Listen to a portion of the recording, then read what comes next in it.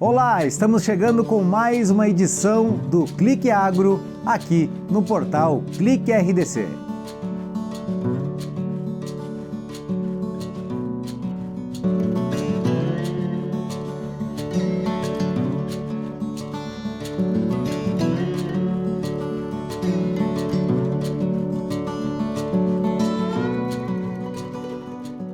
E a entrevista nessa semana tem como foco a produção de vinhos do Brasil, também todo o processo de importação e exportação. A partir de agora, no Clique Agro, você fica por dentro. Em um novo episódio do Clique Agro, hoje um assunto que muita gente aprecia. Nós vamos falar sobre vinhos. E o nosso convidado de hoje é o empresário Mauro Finco, proprietário da Senhor do Vinho. Mas o foco do programa é vendas? Pelo contrário, vamos falar sobre este produto que quem trabalha, o nível de exigência que o Ministério da Agricultura tem com os importadores, com os produtores, é altamente elevado e um nível de exigência muito grande por parte do nosso Ministério da Agricultura. E é dessa forma, nesse clima, que eu cumprimento o Mauro Finco, dando as boas-vindas e fazendo a primeira pergunta. Mauro, vinho é agro? Seja bem-vindo. Muito obrigado pelo convite, Fernando. Um prazer estar aqui. Queria saudar aí todos os telespectadores e dizer que realmente vinho é agro. Vinho é agro. Na verdade, a história do vinho remonta à história da humanidade praticamente, né? Só que no Brasil ela é muito recente. Basta dizer que vinhos finos começaram a ser produzidos no Brasil na década de 80 na Serra Gaúcha. E depois da década de 90, chegando já nos anos 2000, é que essa cultura se espalhou pelo Brasil e hoje praticamente nós temos regiões vitiviníferas no Brasil todo. Claro que a Serra Gaúcha ainda domina o cenário. Ainda é a referência. Ainda é a referência, mas hoje, por exemplo, são produzidos vinhos lá no Vale do Rio São Francisco em grande escala. Por quê? Porque os vinhos são produzidos praticamente o ano todo. Existem várias vinícolas lá que fazem o manejo da propriedade de uma forma que consigam adormecer as plantações e os terroirs em diversas épocas do ano e assim colhem uvas praticamente o ano todo, todos os dias. Aqui no sul nós temos a questão do clima. A produção está totalmente relacionada a inverno, verão, como funciona, como não funciona, como remonta a humanidade, que realmente é assim. Agora, como o Brasil é um país de muitas variedades de clima e um país tropical e continental, então nós temos essa opção de ter lá uma área irrigada onde você consegue produzir uvas o ano inteiro. Qual a característica, trazendo para o nosso estado, nós falamos da Serra Gaúcha, que realmente é uma referência quando você fala na produção de vinho. Santa Catarina, está mais concentrada, a questão da qualidade dos vinhos produzidos. Está na Serra, está no meio oeste. De que maneira você pode explicar para quem nos acompanha aonde está localizado, aonde está concentrado as principais produções de vinho no nosso estado? Sem dúvida nenhuma, as principais produções de vinhos finos estão na Serra Catarinense, na região de São Joaquim, Urubici, enfim, aquela região toda tem muitas vinícolas e lá concentra o maior volume de produção de vinhos. Mas nós temos o Vale do Contestado, que tem várias vinícolas, e muito boas vinícolas, por sinal, e que também estão instaladas há mais tempo que as próprias vinícolas da Serra Catarinense, mas não entraram tão forte nos vinhos finos como as vinícolas que estão lá na Serra. E eu tive lendo nesses dias e descobri que o sul do estado tem várias vinícolas, inclusive Florianópolis tem uma vinícola também. Então, eu acho que Santa Catarina está entrando para esse cenário de uma forma muito forte. Num outro nível. Num outro nível. As produções da região da Serra, elas são recentes, não são tão antigas como as da Serra Gaúcha, mas nós temos uma grande vantagem em relação ao Rio Grande do Sul, que é a altitude onde são plantados os terroirs. Ou seja, na Serra Catarinense, os terroirs são plantados entre 900 e 1.400 metros acima do nível do mar. O que na prática isso significa? É que nós conseguimos pegar mais períodos de frio durante o ano e também mais períodos de insolação, o que faz com que o grão da uva fique mais duro, que ela fique mais madura e ao mesmo tempo que ela consiga lá na produção ser mais doce e fazer com que o vinho tenha uma graduação alcoólica maior, o que faz o vinho ser melhor automaticamente, porque o maior nível de açúcar na hora da vinificação, ele faz com que o teor alcoólico dos vinhos seja mais potente e automaticamente você possa produzir vinhos de maior tempo de guarda, vinhos que se adequam mais ao paladar das pessoas que realmente bebem vinho. Essa é uma característica da maneira que você está detalhando dos vinhos de altitude? Sim, essa é uma característica dos vinhos de altitude e recentemente, após anos de estudo e de muitas, vamos dizer, conversas, a Embrapa e o Sebrae finalizaram a IP de Santa Catarina, que é a indicação de procedência, aonde as vinícolas que estarão nesse grupo, elas poderão ter um selo que identifique que o seu vinho é um vinho IP da Serra Catarinense ou do contestado.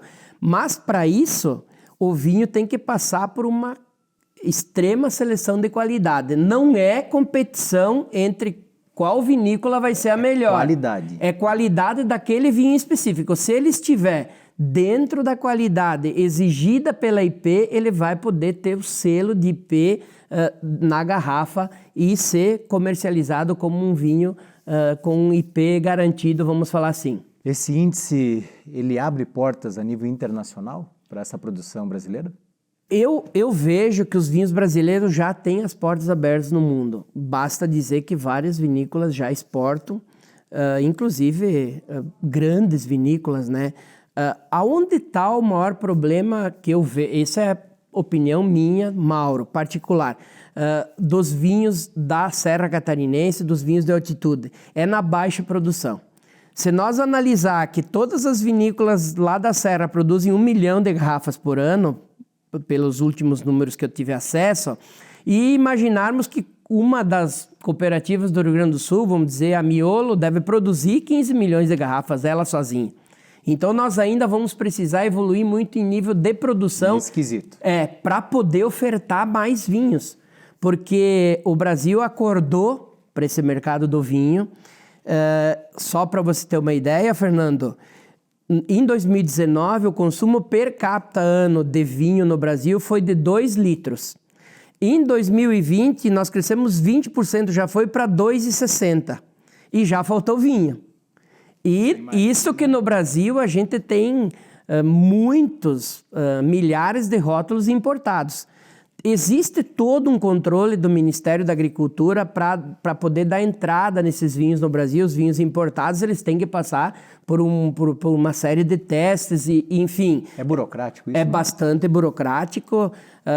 Existem processos mais rápidos, mas eu tenho conversado com amigos que importam muito vinho e para rótulos novos não tem demorado menos que 6 meses, porque há uma experimentação, teste de laboratório, tem uma série de coisas que precisam ser cumpridas pela vinícola lá da Espanha, da França, da Itália, enfim, dos Estados Unidos, do mundo todo, né? Que o Brasil recebe vinhos do mundo todo e essa burocracia ainda ela é bastante grande. Menos mal que isso é bom para o vinho brasileiro, porque o vinho brasileiro, nos últimos anos, ele cresceu muito. Por quê? Porque o que as grandes vinícolas fizeram e depois elas foram seguidas pelas pequenas vinícolas também. Elas começaram a melhorar cada vez mais seus processos de vinificação e treinar mais as pessoas que trabalham com o vinho. Então, qualificar. É normal você, por exemplo, ir em qualquer vinícola dessas que a gente conhece, ou mesmo as mais desconhecidas, e conversar com o enólogo. E não, eu fui fazer o meu curso de enologia na Itália, eu fui estudar enologia na França, eu fui fazer mestrado em enologia em Portugal, eu fui para a Espanha. Então, o que as vinícolas fizeram? Pegaram seus profissionais e mandaram para onde realmente tem expertise de fazer vinhos, porque não é por nada que a Europa faz vinho há milhares de anos. Então, as pessoas foram buscar essa expertise lá. E além da expertise, tecnologia. Porque nós fazíamos aqui ainda muito vinho de forma artesanal. E o vinho fino, que agrega um valor e que no final ele dá um resultado para a vinícola, ele precisa ser feito com técnica, com tecnologia, dentro dos padrões que o mundo faz. E é nesse quesito que eu queria te questionar. Você respondeu praticamente o que eu havia pensado e havia formulado aqui. Você é uma pessoa que viaja muito, né? E busca conhecer e estudar a questão das técnicas. Você detalhou muito bem. Eu ia fazer um questionamento até que eu gostaria que tu reforçasse nesse quesito com relação às técnicas que você, nessas viagens, principalmente para o exterior, Mauro, você viu em comparação com as técnicas utilizadas no Brasil. Eu acho que os processos hoje eles são praticamente iguais. Semelhantes. Por quê? Porque antigamente, por exemplo, no Brasil, você fazia um vinho de guarda, mas você guardava naquelas barricas gigantes e tal. Hoje já se guarda em barrica de 225 litros, que é o padrão que a maioria das vinícolas do mundo tem. Mas, de um tempo para cá, as vinícolas têm mudado um pouco essa trajetória. Então, é muito comum você ir numa vinícola e ver que as pessoas estão fazendo vinho de guarda numa barrica gigante. E você acha que aquilo não vai dar certo, muito pelo contrário, aquilo vai dar certo. Por quê? Porque como tudo evolui, o vinho evoluiu também. E uma das questões que eu não falei aqui, Fernando, mas que é importante a gente deixar nesse programa, é que o Brasil ainda tem um modelo tributário muito ruim para o vinho. Então, o nosso vinho, em relação ao vinho importado, ele acaba custando muito caro. A partir do momento que nós conseguirmos... Produção nacional. A produção nacional. Quando nós conseguirmos equalizar os modelos tributários brasileiros em relação aos modelos tributários que são aplicados em outros países do novo mundo e do velho mundo do vinho também, mas principalmente do novo mundo, eu vejo assim, nós temos aqui uma competição muito acirrada com vinhos da Argentina, vinhos do Chile. Por quê? Porque realmente eles têm uma política diferenciada e que faz com que os vinhos deles cheguem aqui no Brasil, às vezes muito mais baratos que os vinhos que são produzidos aqui. E nós ainda temos aqui no Brasil, é importante falar, um preconceito do vinho brasileiro. Porque antigamente se fez muito vinho ruim. E você acha que ainda não está sabendo fazer vinho brasileiro. Pelo contrário. Muito pelo contrário. Então, lá na Senhor do Vinho, qual é o nosso forte? É vender vinho brasileiro, para mostrar para as pessoas que aqui no Brasil se faz muito vinho bom. E quando você for para a Serra Catarinense e provar os vinhos da Serra Catarinense, você vai perceber que realmente a Serra Catarinense está num alto nível de vinificação, assim, fazendo vinhos incríveis. E nós vamos ouvir falar muito ainda dos vinhos produzidos na altitude de Santa Catarina. Bom, nós pegamos todo esse gancho, toda essa trajetória aí, essa explicação, esse detalhamento linear do Mauro, que mostra o porquê que hoje é proprietário de uma referência. Começou a nível regional e está se expandindo cada vez mais, até porque hoje as atividades comerciais não têm mais fronteiras, né? Você não pode regionalizar apenas quando você foca em um determinado produto. Para a gente finalizar, Mauro, eu queria que você falasse do diferencial, a carta, né, a forma de trabalhar da Senhor do Vinho que parece tão recente, mas ao mesmo tempo já é uma marca aí que o pessoal está acostumado a ver, a acessar. Fala um pouco mais da Senhor do Vinho para nós. Na verdade, a Senhor do Vinho surgiu justamente nesse período de pandemia, num belo domingo, a gente em casa tomando vinho e pensamos, poxa, tá todo mundo tomando vinho porque está em casa, então eu acho que seria um bom negócio. E nós conseguimos implementar isso de uma forma muito prática, ou seja, não tem loja física, não tem custos adicionais, então você consegue chegar com um produto final num preço mais acessível, não tem limitação de volume, não tem limitação de caixa, enfim. São uma série de facilidades que a gente desenvolveu para que as pessoas pudessem ter acesso ao vinho. E aí, junto a isso, fazer uma carta bastante grande, aonde você possa contemplar todos os níveis de consumo, todos os tipos de pessoas, porque existem pessoas que gostam de vinhos tintos, existem pessoas que gostam de espumante, que é um vinho também, existe pessoa que gosta do vinho rosé, que é o seu caso, né, Fernando? Num vinho branco, enfim. Então, nós procuramos fazer essa mescla. Variedade. E variedade, é uma variedade, são mais de 500 rótulos. O nosso objetivo é chegar ao final de 2021 com 1.000 rótulos na nossa carta, para poder chegar em todos os lares de uma forma tranquila e que as pessoas possam cada vez mais apreciar o vinho, que realmente é uma bebida espetacular e que tem um futuro brilhante no Brasil. Eu falei há pouco, né, que o nosso consumo saltou para 2,6 litros. Se nós compararmos com o consumo, por exemplo, de Portugal, não é nada, né? Portugal são 56. Então, daqui a pouco, se o Brasil saltar para 4 litros ano, nós vamos ter um volume enorme, uma evolução. Está aqui na tela o endereço, gostaria que você reforçasse para quem quer mais informações sobre essa variedade de produtos do Senhor do Vinho.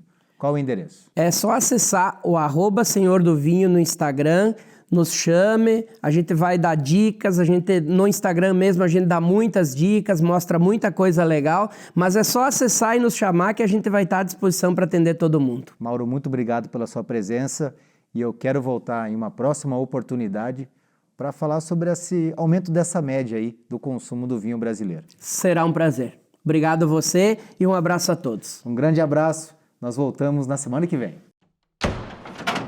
Tá difícil manter as portas abertas? Posso ajudar? Deixe a cooperação entrar na sua empresa. Abrimos a negociação dos melhores produtos e soluções para ajudar você a superar esse momento. Crédito, maquininha, cobrança, cartões, seguros, Pix e muito mais. MEI, abra sua conta pelo app Sicoob. Venha conversar com a gente. Venha para o Sicoob. Sicoob, faça parte. E o destaque editorial desta semana fica por conta da notificação do governo brasileiro para a Organização Mundial de Saúde Animal com relação a um foco da peste suína clássica registrada no norte do Ceará. Em outubro do ano passado, tivemos uma situação semelhante, também numa produção de subsistência no estado do Piauí. Um assunto que sempre preocupa quando vem à tona.